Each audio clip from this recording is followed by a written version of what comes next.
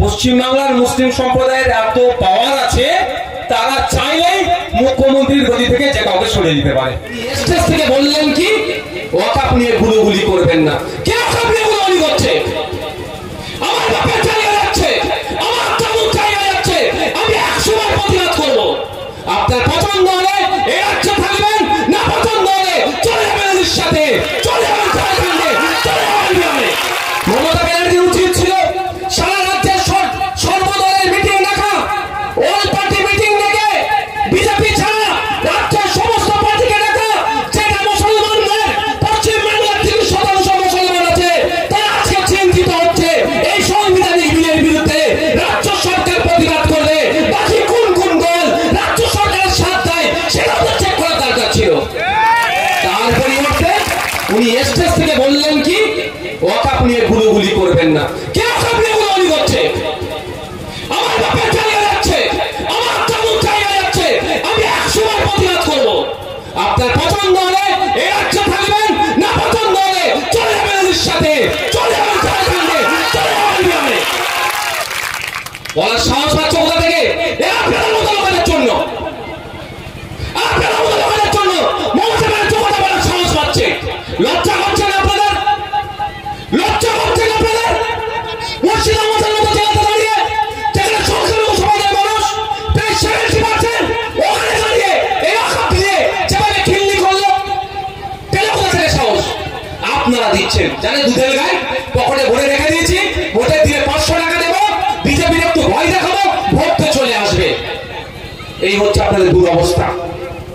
আমি তো ভেবেছিলাম মমতা ব্যানার্জি মহাশয়ের কাছে উনি অল পার্টি মিটিং ডাকবেন, সবাইকে ডাকবে, উনি প্ল্যান করবেন, সবাই প্রতিবাদ করবে, কিন্তু উনি লিডার হয়ে থাকবেন।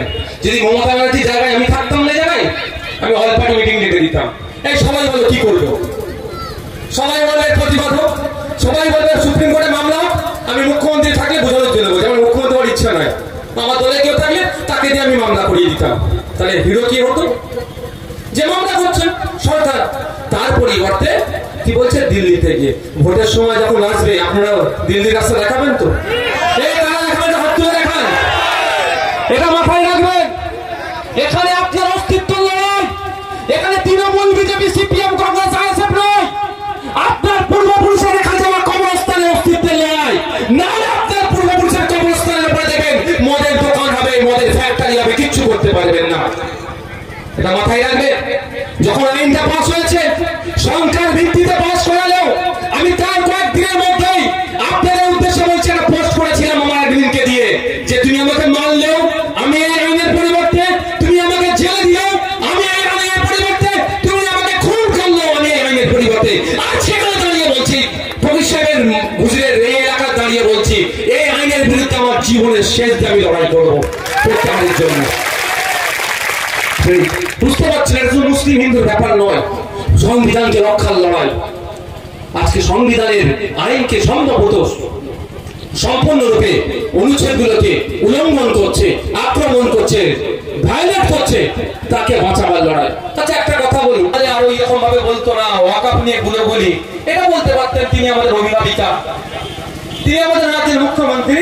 দেখো ওয়াকফ নিয়ে আন্দোলন করলে না জানো না কোনো জায়গায় হিংসা হয়, হিংসা হলে কিন্তু আমি ছেড়ে কথা বলবো না।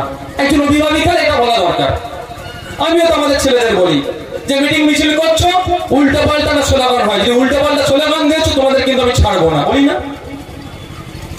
আমাদের জেলা প্রেসিডেন্ট তোমাদেরকে বলে দেয় না এই করতে হবে সেই করতে হবে, ভুল হলে কিন্তু ছাড়বো না। জেলার অভিভাবক হিসাবে তোমাদের নির্দেশনা দেয়, আর আমাদের রাজ্যের তিনি অভিভাবিকা, তিনি তো বলতে পারতেন, এটাও তো বলতে পারতেন যে আমি নেতৃত্ব দেবো, সারা রাজ্যের মানুষ চলো ওয়াকফের বিরুদ্ধে আন্দোলন করবো। তবে এটা হবে তারা টাকা ছিচির সময় মনে আছে তো, সবাইকে মামলা টামলা ঘরে ঢুকিয়ে দিলাম, উনি একটু হেঁটে নিয়ে টাকা ছিচি করেছিল।